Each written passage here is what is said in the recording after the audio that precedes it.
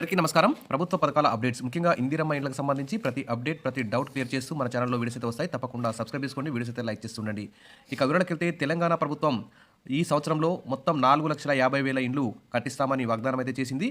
మొత్తం 5 ఏళ్లలో 20 లక్షల ఇండ్లు కట్టిస్తామని చెప్పిన విషయం అందరికీ తెలిసిందే. మరి ప్రస్తుతానికైతే తెలంగాణ రాష్ట్ర వ్యాప్తంగా మరి 4,50,000 మందికి ఇందిరమ్మ ఇల్లు కట్టివ్వాల్సినటువంటి అవసరం అయితే ఉంది. కానీ ఇప్పటి వరకు మరి చాలా తక్కువ మొత్తంలో ఇందిరమ్మ ఇళ్ళు అయితే శాంక్షన్ చేశారు. మొదటి విడతగా మండలానికి ఒక ఊర్లో పైలట్ గ్రామాల్లో 72,000 మందికి ఇచ్చారు.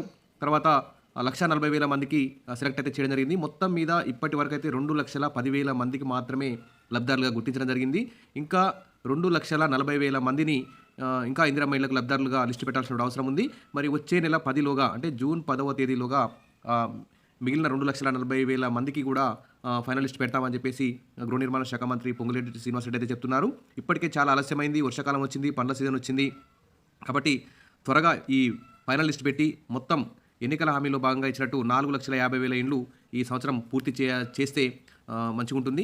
ఇక 40% పేర్ల ఎంపిక ప్రతిపక్ష ఎమ్మెల్యేలకే ఇస్తున్నాం అంటూ తెలంగాణ మంత్రి పొంగులేటి శ్రీనివాసరెడ్డి అయితే చెప్తున్నారు. ఇటీవల మనం చూస్తున్నాం అధికార పార్టీకి అనుకూలంగా ఉన్న వారికే ఇందిరమ్మ ఇల్లు దక్కుతున్నాయి, అనర్హులకు ఇందిరమ్మ ఇల్లు దక్కుతున్నాయి అని చెప్పేసి అక్కడక్కడ మనం న్యూస్ చూస్తూనే ఉన్నాం.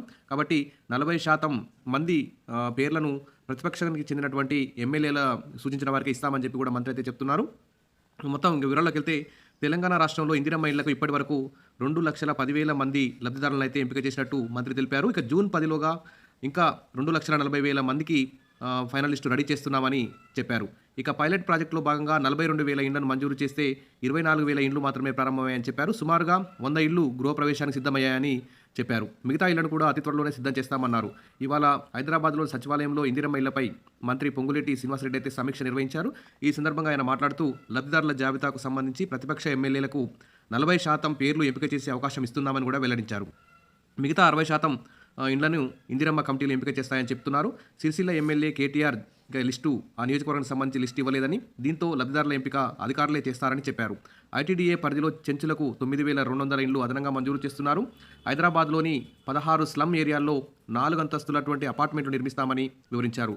వరంగల్, నిజామాబాద్, కరీంనగర్, మహబూబ్ నగర్, నల్గొండ జిల్లాల్లోనూ ఇదే తరహాలో మున్సిపాలిటీలకు సంబంధించి ఇదే తరహాలో అపార్ట్మెంట్ల నిర్మించి ఇస్తామని చెప్తున్నారు. ఏది ఏమైనా ఇక్కడ అసంపూర్తిగా ఉన్న డబుల్ బెడ్రూమ్ ఇళ్ళని హైదరాబాద్ జీహెచ్ఎంసీ పరిధిలో, ఇతర మున్సిపాలిటీ పరిధిలో, పట్టణ ప్రాంతాల్లో ఉన్నటువంటి డబుల్ బెడ్రూమ్ ఇళ్ళను కూడా పూర్తి చేసి నిజమైనటువంటి అర్హులకు ఇవ్వాలి. అదేవిధంగా మొత్తం 4,50,000 మందికి ఇందిరమ్మ ఇల్లు ఇవ్వాల్సింది.